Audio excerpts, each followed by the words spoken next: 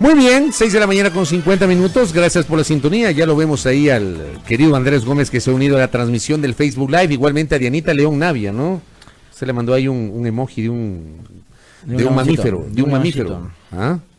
Muy bien. Gaby Herrera Díaz también, que cada mañana nos sintoniza, igualmente a los tiempos, vemos que está enlazada Reina García Moreira desde la provincia de Santo Domingo de los Áchilas. Hace pilas que el contertulio les toma lista. Qué bien. Celeste Arboleda dice, me alegra en el viaje desde Guamaniel a Río Coca. Qué bueno que nos está escuchando, imagino que con los audífonos. Muy bien. Saludos cordiales para todos quienes se unen a la sintonía en este día jueves, antesala del fin de semana. A los tiempos visita nuestra mesa de trabajo María Fernanda Pacheco, presidenta del Patronato Municipal San José. Ya la tenemos acá. Qué gusto, bienvenida. ¿Cómo le va? Buenos días. Muy buenos días, muchísimas gracias, un honor poder estar acá con ustedes. Gracias por la gentileza. Bueno, hay una preocupación por parte del Patronato Municipal San José que tiene que ver con los hechos asociados a la violencia de género. ¿Qué acciones está desplegando justamente usted desde el patronato para poder contribuir a solucionar los problemas asociados a esta situación? Sí, bueno, definitivamente los hechos que han ocurrido en los últimos días de alguna manera visibilizan una problemática que estaba presente, que estaba latente, que es más del 60% de las mujeres en el Ecuador sienten que han vivido algún tipo de violencia física o psicológica en su entorno, además de confianza. Estamos hablando que eso significa más de 4.200.000 mujeres afectadas directamente por esta problemática y que debemos concientizar que lamentablemente está normalizado y hay ciertos comportamientos de violencia que están estandarizados en la sociedad y en el comportamiento como ciudad. Por eso nosotros desde el año 2014 trabajamos de la mano con ONU Mujeres, fuimos una de las primeras 5 ciudades nombradas por el programa Ciudades Seguras para Mujeres y Niñas, el cual nos permitió primero generar una línea base. Era fundamental tener estadística concreta sobre cuál era la realidad de justamente la violencia de género en el espacio público en este caso. Y las estadísticas, bueno, son tan lamentables como en el resto de Latinoamérica. El 81% de las mujeres considera haber sido vulnerada en el transporte público y el 91%, 9 de cada 10, en el espacio público. ¿Esta estadística que usted está señalando es una estadística nacional o de Quito? Esto es una estadística de Quito, del Distrito Metropolitano, solo de Quito, pero en el año 2014. Esta fue la línea base que se generó. Bajo este concepto nos dimos cuenta que uno de los grandes problemas es que no existía un canal de comunicación directo con los usuarios del transporte público para poder no solo hablar de esto, que también hay que entender que muchas personas no quieren hablar de frente de temas de acoso, de violencia, justamente porque tienen de alguna manera como se quieren proteger y no quieren entrar en un proceso de revictimización, pero también era muy importante que nunca íbamos a tener policías suficientes o cámaras suficientes o vigilantes suficientes, sino teníamos que meter un tercer factor fundamental, que es el ciudadano, que es el actor protagónico de toda esta estrategia integral que justamente bájale al acoso. ¿Y cómo estaban tratando ustedes de llegar al ciudadano para que exista ese compromiso? Es decir, digamos, ya ahora hemos visto en algunos casos, no únicamente con el tema de la violencia de género, sino también con otro tipo de manifestaciones de violencia, que los ciudadanos somos meros espectadores, nos dedicamos a prender el celular y a grabar. Definitivamente, justamente por eso los involucramos como actores protagónicos, a través de la sanción social.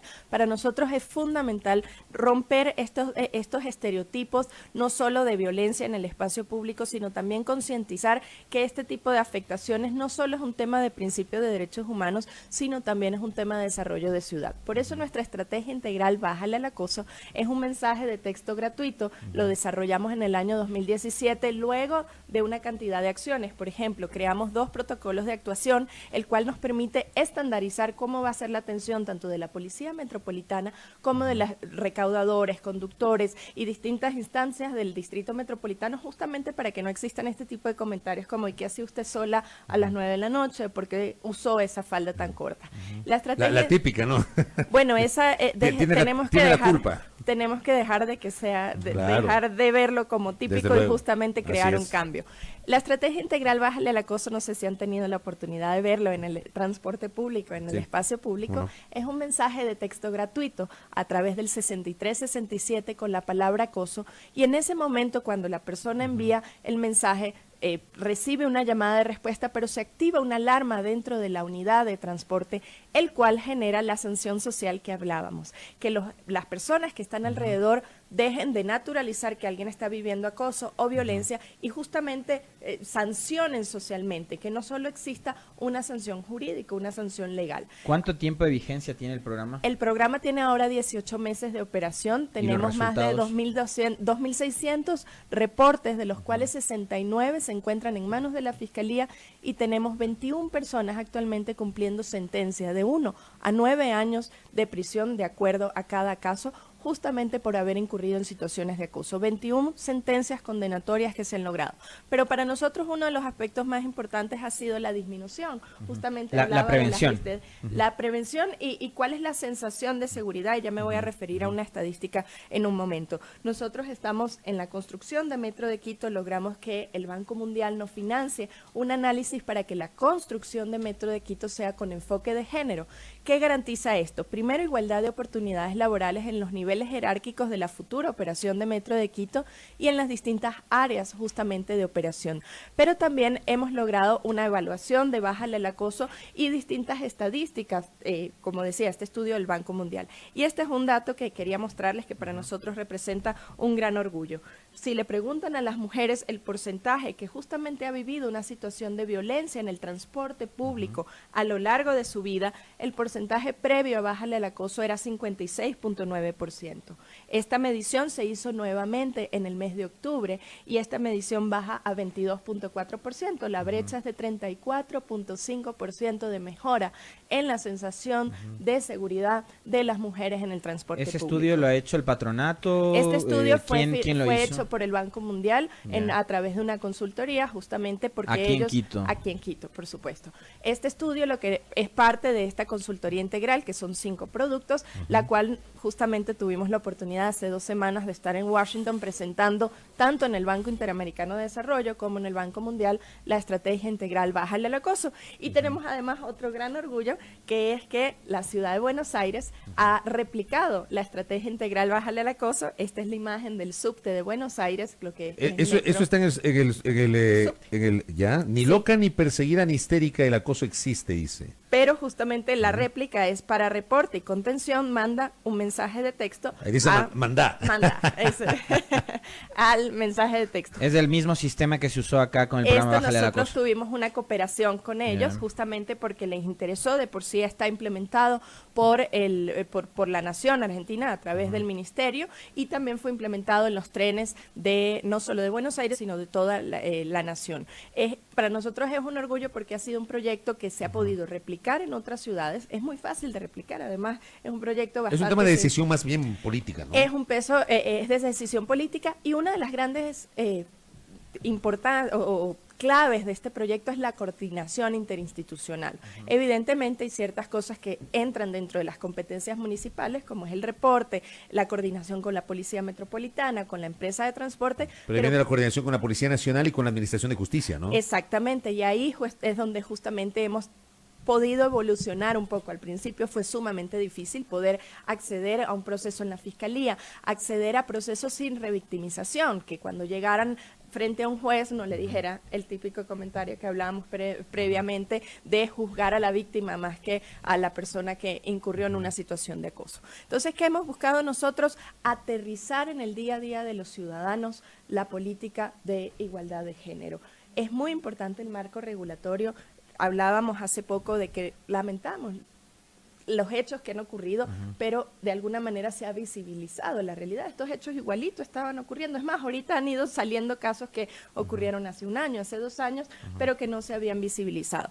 Nuestra preocupación es que, bueno, como usted sabe, desde el pasado febrero del 2018 fue inscrito en el registro civil la ley contra la violencia de la mujer, que fue aprobada un poco antes por la Asamblea, pero lamentablemente en esa ley se asignaba como responsable al Ministerio de Justicia. Claro. Este Ministerio de Justicia se encuentra en transición. Claro, ahí había un problema respecto de la rectoría. En algún momento tuvimos acá, me parece, a quien encabezaba o encabeza el Consejo Nacional para la Igualdad de Género, y estaban reclamando esa competencia con la desaparición del Ministerio de Justicia. Pero le comento, hace 2 semanas estuvo acá el secretario de Derechos Humanos, Ernesto Pazmiño, y aseguró que esa secretaría iba a asumir la competencia. Sí, definitivamente, pero estamos en una transición y ha pasado un año en esa transición. Entonces, y eso ha complicado la aplicación de la ley, me imagino. Definitivamente ha complicado 2 cosas. Primero, la coordinación, porque esa ley asigna muchas responsabilidades a los gobiernos autónomos descentralizados, que es lo que ha hecho Quito, y ha sido la única ciudad en el país que ha hecho una estrategia aterrizada en el día a día de los ciudadanos. Esta ley, más allá de la coordinación entre todos los ministerios, que lo hará la Secretaría, y eso es obvio,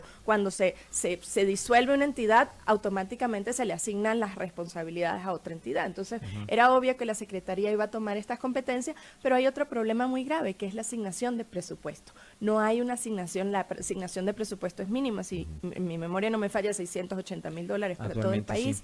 Entonces, para todo el año. Para todo el año, para todo el país. Entonces, ¿qué se hace con eso?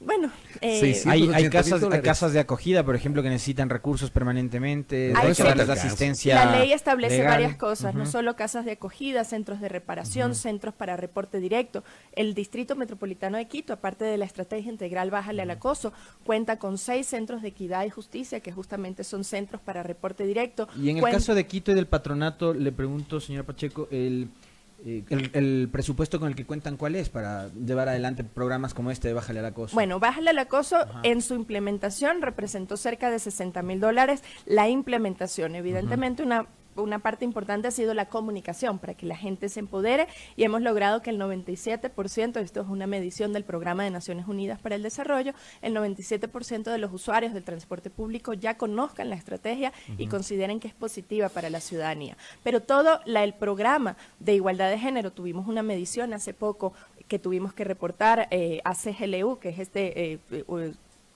Unión de Ciudades Iberoamericanas, y justamente el monto que se ha asignado para temas de igualdad de género como Distrito Metropolitano de Quito supera los $14 millones. Eso involucra desde la remodelación de las 44 estaciones de trolebús para que fuesen transparentes y representaran garantía, hasta temas como los guaguacentros, porque los guaguacentros evidentemente también representan un programa que fomenta la igualdad de oportunidades, ya que las madres pueden dejar a sus hijos y además poder salir a trabajar, o poder terminar sus estudios, o poder tener un proceso de desarrollo en igualdad de oportunidades. Oiga, pero hay una diferencia sideral entre el presupuesto que ustedes están asignando con aquel que asigna el Estado central. Bueno, yo creo que hay una gran diferencia. Absolutamente, evidentemente también respetamos la situación económica del país, es sumamente difícil. Yo creo que el Ejecutivo tiene la facultad de asignar, pero el presupuesto es importante, pero aún más es la importancia que se le dé a estos temas. Como yo decía en un inicio, que a lo mejor pasó desapercibido, pero me gusta repetirlo. La igualdad de género no es un tema solo de derechos humanos, es un tema de desarrollo.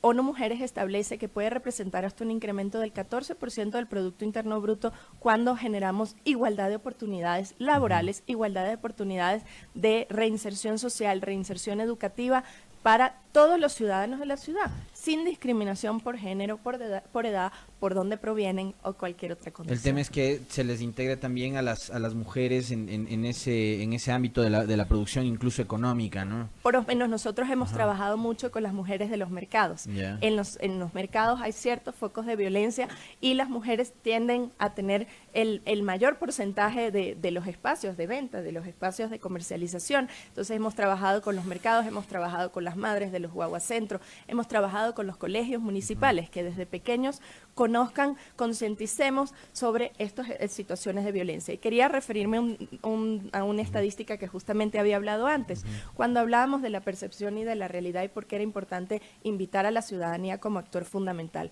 Cuando nosotros levantamos la línea base en el 2014, en los indicadores de percepción de acoso o de violencia en el espacio público, la diferencia era mayor la realidad que la percepción, con una diferencia de 13%. En términos de seguridad, siempre la percepción, uno tiende a sentirse más inseguro de lo que realmente está inseguro, es decir, la percepción es mayor a la realidad. En el caso de acoso, el indicador se voltea, la realidad es mayor a la percepción porque está naturalizado. Asumimos comportamientos de acoso y de violencia como normales. Y porque en muchos de los casos esa violencia ocurre dentro del hogar, ¿no? Bueno, el 66% de los femicidios que están ocurriendo cada 3 días, lamentablemente, en el Ecuador, ocurren en el núcleo familiar o por personas de confianza. Y otro dato traumático es que el 7%, que no es un número tampoco que debemos pasar por debajo, ocurre por padres o padrastros. Entonces tenemos que el 66% es por parejas, ex esposos, ex novios, expareja, o 7% padres o padrastros. Eso lo que significa es que hay todavía un tema de concientización, de educación, pero también en el espacio público, evidentemente. Es un tema que tampoco debe convertirse únicamente en coyuntural cuando ocurran casos como el de Marta o como el de Diana Carolina, porque usted lo ha dicho, señora Pacheco, es un tema de todos los días. O sea, de esto tenemos que estar hablando, y lamentablemente tenemos que estar hablando porque ocurre. Definitivamente, sabe que no solo no debe ser un tema de coyuntura, sino no debe ser un tema político.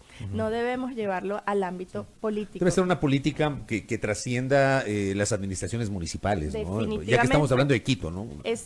Y el tema a través del país también. Debemos llevar un denominador común todas las posturas. Como sociedad estamos dispuestos a ceder en ciertos aspectos y que es lo mínimo que debemos ejecutar, pero debemos llegar a un denominador común definitivamente para cambiar la realidad actual. Por acá tengo algunos mensajes, nos dicen, la iniciativa de bajar el acoso es buena, sin embargo no deja de ser una medida parche, no se trata de defenderse, sí educar para que no exista el acoso, nos dicen, que es un poco en la línea que nos ha señalado nuestra invitada. Además nos añaden como sugerencia sería bueno que la iniciativa se la tome para la seguridad en el transporte público. Por acá también otro oyente, Santiago, nos dice, la medida ataca al hecho consumado. Falta la educación y la cultura para que no haya acoso. ¿Qué le parece este mensaje? Bueno, definitivamente la educación, y ahí yo siempre me refiero que nuestro punto de partida nunca fue en 0, sino en -5, porque teníamos que concientizar. Por eso es muy importante las capacitaciones que hacemos en los colegios municipales, las estrategias de comunicación para concientizar a la ciudadanía. Actualmente, ahorita, tenemos un spot al aire justamente para concientizar, pero por supuesto, también es importante la sanción social. Y esta disminución se ha logrado en gran parte por eso. Ya saben que en los buses, que además tenemos el 100% del transporte metropolitano convencional e intraparroquial cubierto actualmente con este programa, ya saben que en estos buses va a sonar la alarma, que no va a quedar impune una situación de acoso. Por supuesto, aún falta mucho por recorrer, pero lo que nos enorgullece a nosotros es que hemos logrado aterrizar en el día a día de los ciudadanos, en lo que es lo más cotidiano que puede existir, el transporte público. Y con esto cierro, Cristian Romero, que también nos escucha todas las mañanas, nos dice, felicitaciones por este proyecto, sin embargo sería maravilloso, fortalezcan y busquen trabajar en los protocolos para proteger a la denunciante cuando se genera una denuncia, ya que la víctima en estos procesos, y en muchos casos, termina siendo afectada por esa misma censura social de la cual se mencionaba hace un instante. Justamente es un aporte que hace Cristian en consonancia con la que nuestra invitada había señalado. Es un cambio cultural también, es cambio de mentalidad, primero de no revictimizar, porque por eso creo que también ocurre el hecho de que se mantengan ocultas las cifras, no hay, denuncias de todos los casos, y por otro, el prejuicio siempre está, ¿no? Definitivamente en la justicia hay muchísimo por hacer. Nosotros nos hemos acercado justamente para la no revictimización, porque no quiero entrar en detalles, pero hay muchísimo por hacer. Sí, me imagino. Solamente con esto cierro. Brian Aguilar nos escribe al Twitter y pregunta, ¿cómo podemos acceder a la información obtenida de la línea base, dice, para fines académicos? Claro, definitivamente en toda esta información está transparente. Por la LOTAI tenemos en la página web del Patronato San José, y si hay un dato específico con el que quieran contar, a través de nuestras redes sociales, Patronato San José en Facebook, Patronato SJ en Twitter, invitados. Es muy importante que la academia también se involucre. Correcto. Gracias por el muy tiempo, amable. por la gentileza. Gracias. Qué amable. Muchísimas gracias, lindo día. Un tema igualmente para usted, con un tema de absoluta coyuntura y claro, conocer las acciones que desde el Patronato Municipal San José se están implementando para combatir el acoso en el transporte público asociado a la violencia de género. Ha sido María Fernanda Pacheco, presidenta del Patronato Municipal San José. 7 de la mañana con 10 minutos en la primera hora.